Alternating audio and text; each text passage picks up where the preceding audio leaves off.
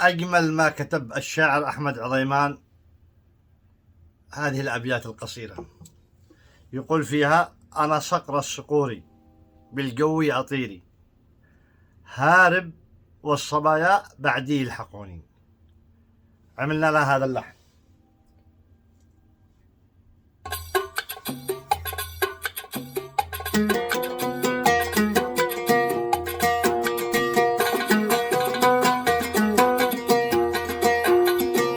أنا صقر الصقور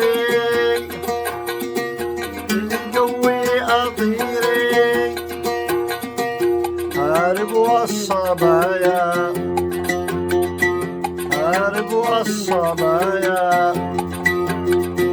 بعدي يلحقوني،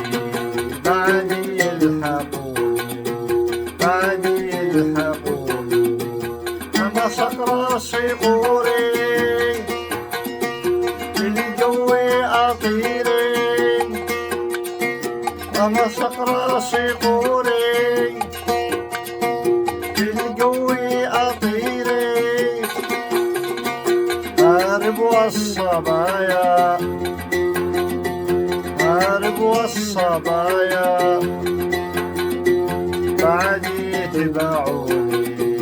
بعدي يتبعوني.